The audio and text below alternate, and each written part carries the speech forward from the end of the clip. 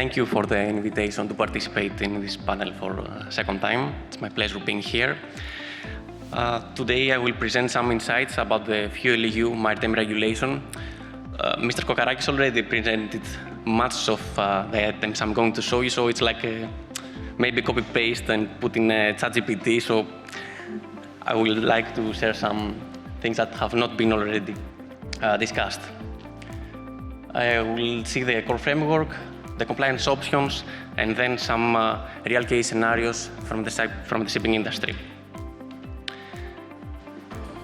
FuelEU Maritime Regulation aims to reduce the greenhouse gas intensity for the MRV voyages. This can be done by using alternative fuels such as LNG, LPG, biofuels, or renewable fuels of non-biological origin. Shore power can also be used, while wind-assisted propulsion is also beneficial for this regulation. FuelEU monitors the 3 greenhouse gas emissions, such as actually the carbon dioxide, which is already monitored by CII and EU ETS, but also we have methane and nitrous oxide. The approach that is used is the well-to-wake, and we have a limit on the greenhouse gas intensity that is reduced every 5 years, and we have also the actual greenhouse gas intensity at the end of the year. The difference between the limit and the actual greenhouse gas intensity is multiplied with the energy used during a period, during an annual period, and then this is multiplied with the energy used. This is the compliance balance, which can be either surplus, the positive, and negative, which is the deficit. There are 4 compliance options to be followed. First, if we have surplus, we can bank this surplus, the compliance balance surplus, we can bank it for future periods. On the other hand, if we have deficit, we can borrow compliance balance from a future period, but there is a premium of 10% to be paid for future obligations. Another way becoming compliant is paying a penalty.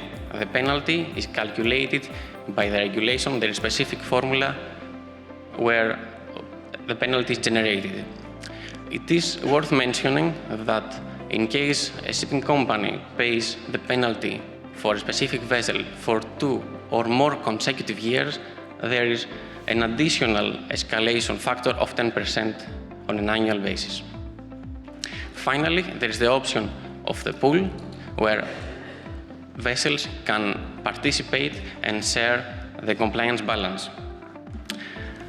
We'll deep dive in the pooling, and there are 2 scenarios: the single company pool and the multi-company pool. In a single company pool, the company has the full control of the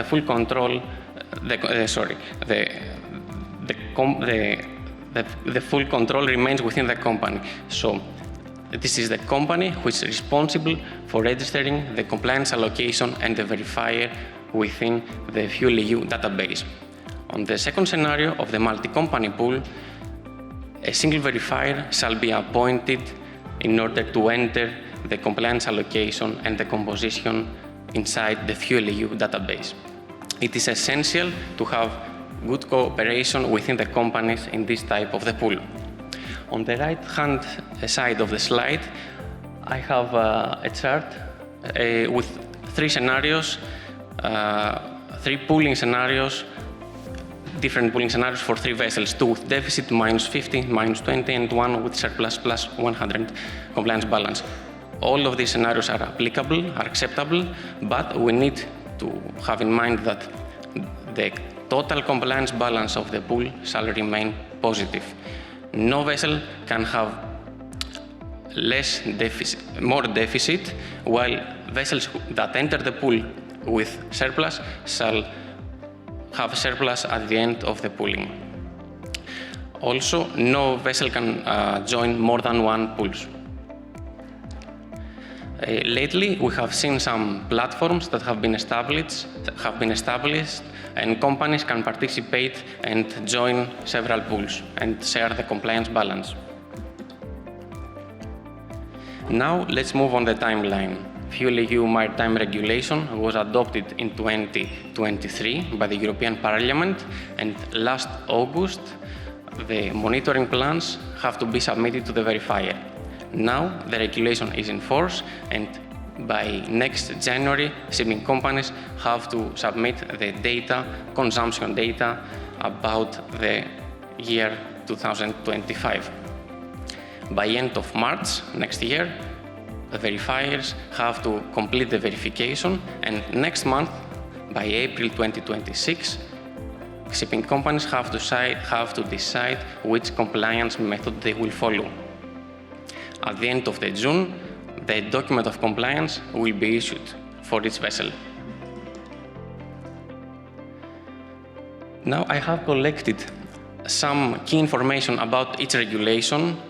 You should be well familiar for CII and EU ETS. For FuelEU, already described some of the points, but I would like to highlight that FuelEU is stricter to my perspective, as a broader side of emissions are calculated and a well-to-wake approach is followed. The compliance method is stricter again, and I would like to focus on the fuel types that are beneficial across all regulation, such as the biofuels. We have an example of an MRV voyage between an EU port and a non-EU port. Here, only 50% of the emissions are accountable. So in case of a biofuel, we can prioritize the biofuel, as Mr. Kokarakis also said, and we can allocate the full quantity of the biofuel. And then the small amount from the light fuel oil, in that case, can be also allocated. But how is this translated into money? We have a real case scenario with two typical voyages for an LR2 tanker. The voyages are between European Union and non-European Union port. In the first case, we have conventional fuel. We have a deficit, we have a FuelEU penalty to be paid, and EU ETS allowances. If the same voyages have been performed using biofuel, B24 in that case, the compliance balance would have been positive, and the surplus FuelEU penalty, 800 almost, can be used for a pool and could be the money that shipping company can gain by participating in a pool and selling this compliance balance. Of course, the ETS allowances are less, but we have a premium to be paid due to the cost increase of the biofuel. Overall, we see a huge benefit for the biofuel instead of conventional fuels. These calculations are performed on a daily basis within a shipping company. So there is a need of having smart tools in order to calculate and have immediate results estimation about environmental impact. At Latsco, we have developed an in-house platform, an in-house calculator, like the screenshot you see, where we can input the data from the next voyage. We enter consumptions, we enter distance, speed, and then we select the fuel. In case of a biofuel, we have to input the parameters. Automatically, we get a sense of the environmental impact across all the regulations. It's very important, and we use it on a daily basis. Finally, I would like to share some insights about LNG due to its particularities. LNG contains nitrogen, and nitrogen can be deducted across all this regulation. So it's important to have a way to calculate this nitrogen and in order to exclude it. In addition, methane slip can also be shall be calculated for the MRV regulation. Methane slip can be calculated based on specific formulas available per engine, but there are also advanced sensors that can be fitted on an engine, on a vessel. At Latsco, we have special sensors installed on a vessel, and we aim to compare the actual data for nitrogen emissions, for methane slip emissions, and compare them with those generated by the formula. This concludes my presentation. I hope it was insightful. Thank you very much for your attention.